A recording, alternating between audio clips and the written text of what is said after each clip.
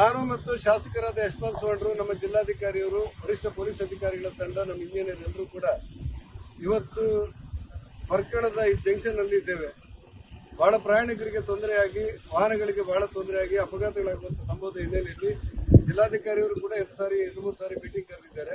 ಇವತ್ತು ಈ ಸ್ಥಳದಲ್ಲಿ ನಿಂತುಕೊಂಡು ಸೋಮವಾರದಿಂದಲೇ ಕೆಲಸ ಆರಂಭ ಆಗಬೇಕು ಅನ್ನುವಂಥ ಸೂಚನೆಯನ್ನ ನಾವು ಶಾಸಕರು ಮತ್ತು ಜಿಲ್ಲಾಧಿಕಾರಿಯವರು ಕೊಟ್ಟಿದ್ದೇವೆ. ಆದರೆ ನಮ್ಮ ಇಂಜಿನಿಯರ್ ಅವರು ಒಪ್ಪಿಕೊಂಡಿದ್ದಾರೆ.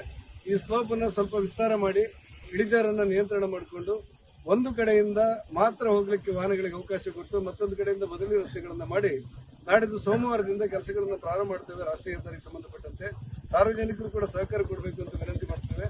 ಈ ಅಪಘಾತ ವಲಯವನ್ನು ತಡೆಯುವುದಕ್ಕೋಸ್ಕರ ಒಂದಷ್ಟು ವಾಹನಗಳ ನಿರ್ಬಂಧಗಳನ್ನು ಮಾಡಲೇಬೇಕಾದಂತ ಅನಿವಾರ್ಯತೆ ಇದೆ. ಆ ಹಿನ್ನೆಲೆಯಲ್ಲಿ ತಕ್ಷಣ ಇದನ್ನು ಆದಷ್ಟು ಒಂದು ವಾರದೊಳಗೆ ಈ ಕೆಲಸವನ್ನು ಮುಗಿಸಬೇಕು ಅಂತೇಳಿ ಇಂಜಿನಿಯರ್ ಅವರಿಗೆ ಸೂಚನೆ ಕೊಡಲಾಗಿದೆ. ನಮ್ಮ ಪೊಲೀಸ್ ಅಧಿಕಾರಿಗಳು ಇದಕ್ಕೆ ಬೇಕಾದಂತಹ ಬಂದೋಬಸ್ತುಗಳನ್ನ ಮತ್ತು ಬದಲಿ ಮಾರ್ಗದ ಸೂಚನೆಗಳನ್ನು ಪ್ರಕಟಣೆ ಮಾಡಲಿಕ್ಕಿದ್ದಾರೆ. ಜಿಲ್ಲಾಧಿಕಾರಿಯವರು ಈಗಾಗಲೇ ಆದೇಶ ಕೊಟ್ಟಿದ್ದಾರೆ. ನಾನು ಸಾರ್ವಜನಿಕರಲ್ಲಿ, ಪ್ರಯಾಣಿಕರಲ್ಲಿ ವಿನಂತಿ ಮಾಡ್ತೇನೆ, ನಮ್ಮ ಶಾಸಕರ ಸಮಕ್ಷಮದಲ್ಲಿ ಈ ನಿರ್ಧಾರ ತಗೊಂಡ ಹಿನ್ನೆಲೆಯಲ್ಲಿ ಇನ್ನೊಂದು ವಾರದಲ್ಲಿ ಈ ರಸ್ತೆಯನ್ನು ಸಮರ್ಪಕ ಮಾಡುವಂತಹ ಕೆಲಸಗಳನ್ನ ನಮ್ಮ ಇಂಜಿನಿಯರ್ ವಿಭಾಗ ಮಾಡುತ್ತೆ. ಅಲ್ಲಿವರೆಗೆ ಎಲ್ಲರೂ ಕೂಡ ಸಹಕಾರ ಕೊಡಬೇಕು ಅಂತ ವಿನಂತಿ ಮಾಡ್ತೇನೆ. ನಾವಿವತ್ತು ಪರ್ಕಳದ ಈ ಜಂಕ್ಷನ್ ನಲ್ಲಿ ನಾವೆಲ್ಲರೂ ಒಟ್ಟಾಗಿ ನಿಂತುಕೊಂಡು ಈ ನಿರ್ದೇಶನವನ್ನು ನೀಡಲಾಗಿದೆ.